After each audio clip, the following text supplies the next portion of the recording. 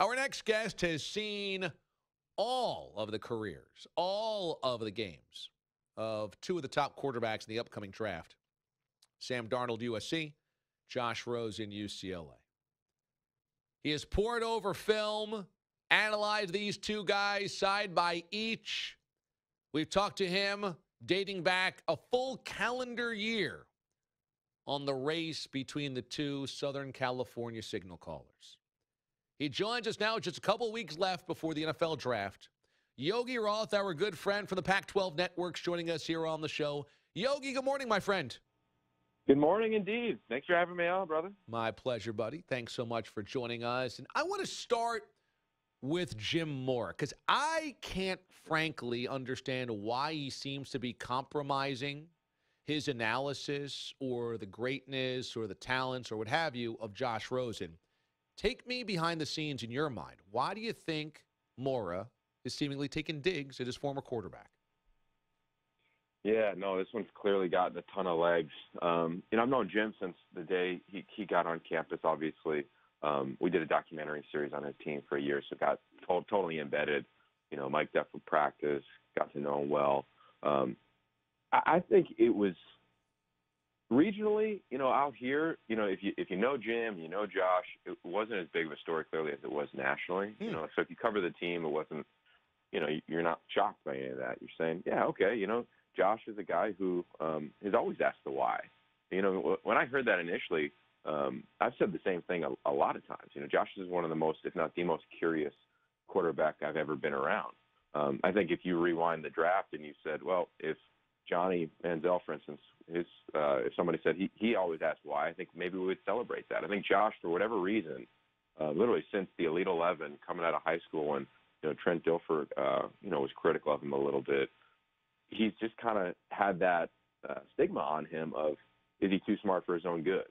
And I don't agree with that. And when Coach Morris said what he said about Josh, wanting to always ask why and being a millennial and going to an environment where he can be truly challenged, I don't think there's anything wrong with that, to be honest with you. Now, I totally get the criticism of him saying, well, Sam's personality might be a better fit for the archetype of the city of Cleveland.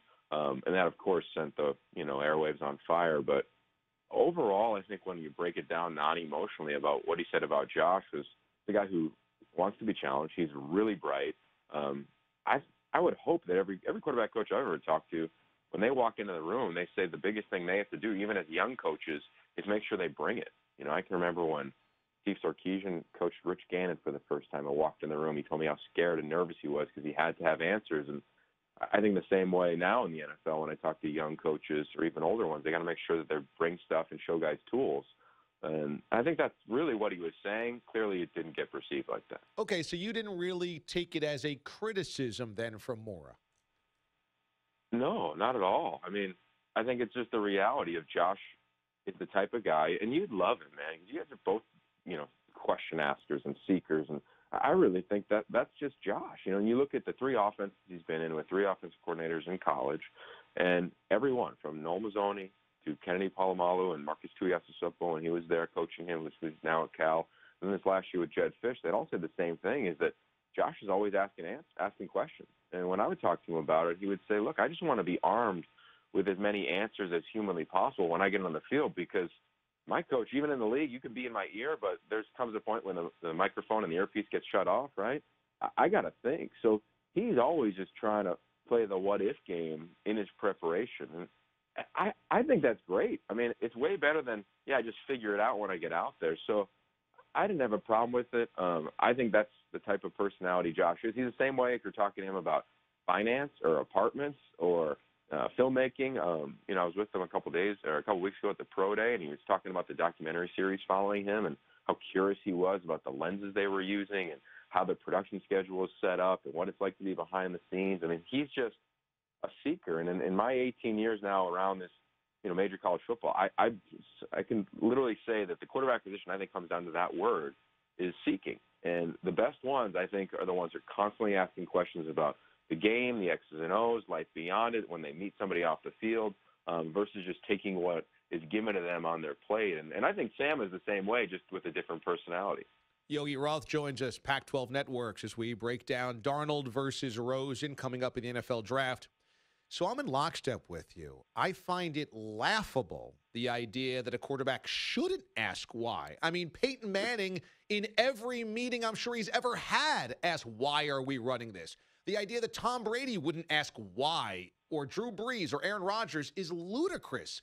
So it's weird to label somebody who asks why at the quarterback position as a criticism. I don't understand how that could be, but I wonder, I mean, was Jim Moore acting as though that was a critique, that maybe he is, quote unquote, too smart for his own good? Or is that just an improper way we interpreted that? I think Jim was just explaining his personality for those that don't know it, right? If you were going to say, hey, Coach Mora, I'd imagine, or if you asked me, as you have, hey, describe Josh in a sentence, I'd say, like I did, one of the most curious minds I've ever been around.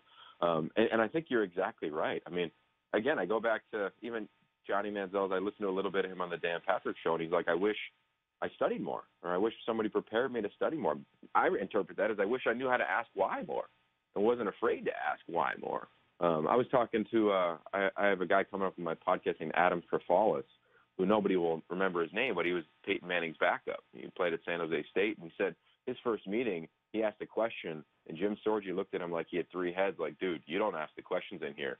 Peyton asked the questions in here, and he asked all of them the entire meeting. And when I heard that, I thought of Josh to a degree of, like, Josh takes up space when he walks in a room. That's what you want your quarterback to do. Josh is going to ask a lot of questions. You want your quarterback to do that. Josh is going to have his teammates back. He did that at UCLA. I mean, all these things are the archetype of the position.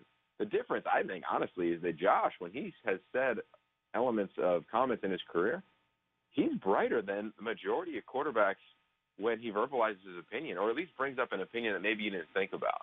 And, an example, last year at the Elite 11, Josh comes back as a counselor, and I do my opening speech, and I say something along the lines of 92% of the quarterbacks in the NFL have gone through the Elite 11. And it's a great stat. Kids are fired up. It looks great on TV. And afterwards, Josh says, I can't wait to learn about the other 8% and what happened with them. He's just a guy that's going to flip it all the time and look at it from a different lens. And that's design thinking. If you look at Nike, Apple, Microsoft, big design firms, that's exactly how they teach them. And that's just the analytical mind of him. And I think it's to be celebrated versus critiqued. I like it. I like Josh Rosen. Yogi Roth joins us here on the show from the Pac-12 Networks. And so let me ask you, do you think this is a fair encapsulation of the two quarterbacks? Sam Darnold's the safer pick. Josh Rosen has the higher ceiling. I think it's the other way.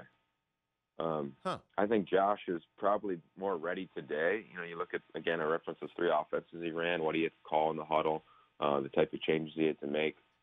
I think Sam's ceiling's insane.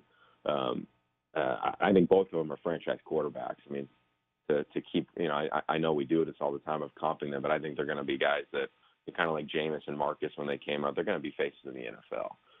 So after that, and you get in the nitty gritty, I think Josh today would probably be able to come in day one. I think Sam, day 30, is going to be a freak. I think they're both going to be big-time players. I think what Sam does that's so unique is his second and third platform throws, basically when the pocket gets a little dirty, a little muddied, he's as good as I've seen in my time ever covering the game.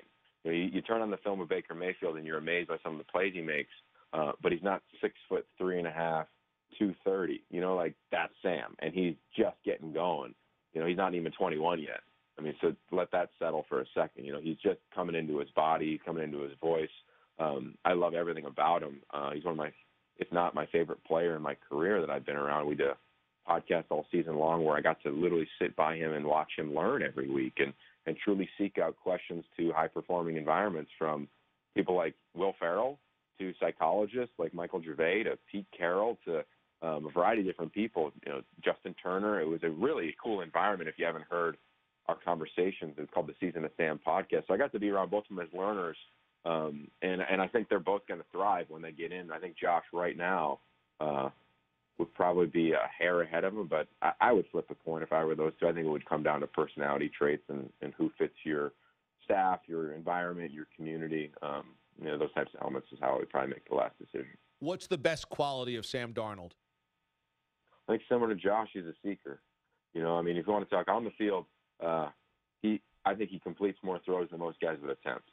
You know, his confidence in his ability to make throws and anticipate throws and see them is like a basketball player, right? You know, we just got done with March Madness. To me, he's the point guard that doesn't make the assist. He sees the pass before the assist gets made. You watch him in the pocket. I went back and watched every snap of his. He's like a basketball player at times where he can kind of, it's like he's crossing guys over. You know, when he climbs the pocket and moves, I mean, he just gains so much ground. He's so unique, making off-platform throws. He's done it throughout his career. He's extremely intelligent when you sit down and you study football with him. And I really think he's a seeker. And I think it comes down to that. I mean, I call it the iGen, you know, versus Gen Z. And you look at the development and the studies of the brain of this generation, it's just different than it was for you and I and our parents and other generations. And when I study Sam, he's a guy who has that lean-in quality that's beautiful. You know, he really is trying to do everything he can to get better. He's an incredible teammate. Look what he did yesterday. You know, he decides to throw for Deontay Burnett, his wide receiver, and Ronald Jones at their pro day because they were injured for the combine and for Sam's pro day. Didn't have to do that. You know, he's a guy that's always going to, you know, kind of live by the motto of his community. If you've ever been to San Clemente, California, they live by the motto, one town, one team. And it's kind of this throwback, you know, Pennsylvania-type community where football is everything that you would blow your mind. You're like, this is the heart of Orange County, right on the beach. You know, and those ideals of the work ethic that he's gleaned from his family is clearly showcased and reflected in his play on the field and who he is off it. I mean, like I said, he's one of my favorite players, if not my favorite guy in my 18 years around this game. Yogi Roth. Follow him on Twitter, at Yogi Roth of the Pac-12 Networks. He's been around the game. He understands these two guys, these two quarterbacks, and the rest of the Pac-12 in general, so a good resource coming up with the NFL Draft. Yogi, it's good to catch up, buddy. Thanks so much for dropping on by. Hope all is well with you.